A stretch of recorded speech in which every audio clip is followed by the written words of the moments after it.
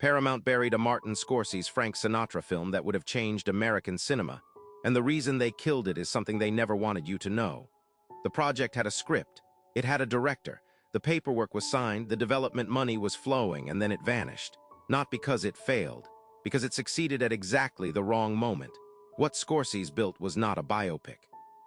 It was a complete reframing of the 20th century, the mob, the Rat Pack, the White House connections nobody in Hollywood had put on screen with real names, real dates, and real money. And that is precisely why it had to disappear.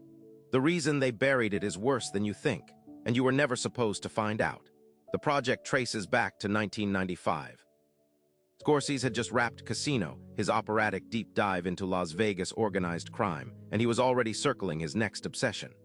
Frank Sinatra, not the crooner, not the chairman of the board, the man underneath, the mob-connected, Kennedy-era FBI-surveilled cultural force who had spent 4 decades getting away with things that would have ended anyone else.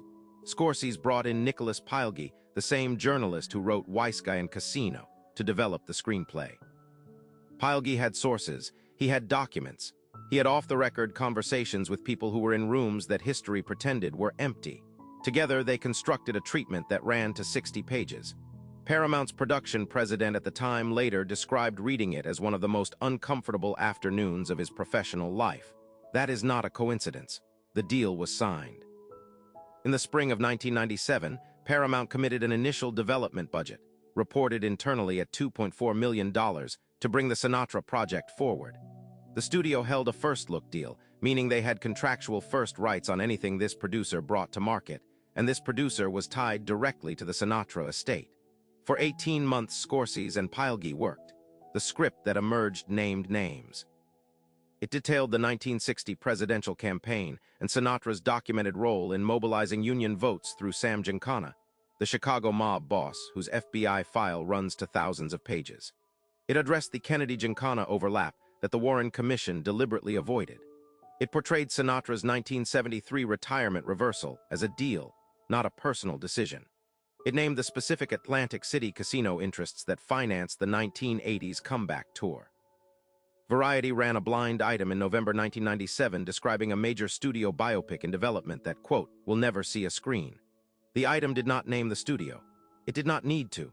2 forces moved against the project simultaneously, and you need to understand how Hollywood actually works to follow this. The Sinatra estate, controlled at that point by Tina Sinatra, Frank's eldest daughter, had legal standing over likeness rights and music licensing. A film with real mob connections and accomplices named on screen would have triggered litigation that could run for a decade.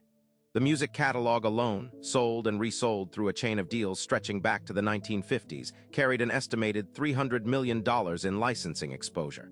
But here is what they never told you. The estate's legal threats were not the thing that killed it. The estate was the cover story. Remember that signed development deal? Here is where it actually died.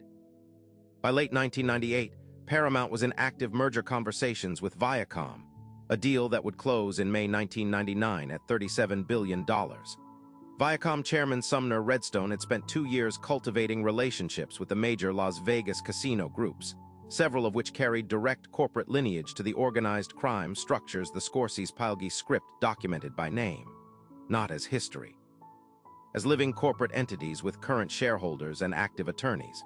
The script did not treat mob involvement in Sinatra's career as past tense. It traced that infrastructure forward, showing how it continued operating under new legal structures into the 1990s. Putting that on screen, backed by Scorsese's credibility and Pileggi's sourcing, during the exact window when Viacom was courting those same casino relationships, was not a creative decision. It was a liability calculation. Redstone's team flagged the project in an internal memo, portions of which surfaced in a 2003 Vanity Fair piece that most people missed entirely, as, quote, incompatible with the company's strategic relationships in the gaming sector. The film was placed in turnaround in January 1999. That is Hollywood, for we are making it someone else's problem. No other studio picked it up. The script has not been publicly registered. And Scorsese has never, in 30 years of interviews, directly explained why it stopped. Think about what that film would have meant. Scorsese at his absolute prime. Pileggi's documented sources. The Kennedy Mob Vegas triangle laid out with the same forensic precision that made Goodfellas and Casino essential texts. The conversation about who actually holds power in this country, who it serves, and what it costs, would have been impossible to contain. Every mob film, every political thriller, every casino story made since 1999 exists in the shadow of what should have been the definitive version. That gap was not an accident. It was engineered, and the silence around it has now lasted longer than most careers. So ask yourself, what else is sitting in a studio's turnaround file right now, waiting for the merger talks to conclude and the right relationships to solidify? Because Paramount is not the only studio that made that calculation. They just made it first.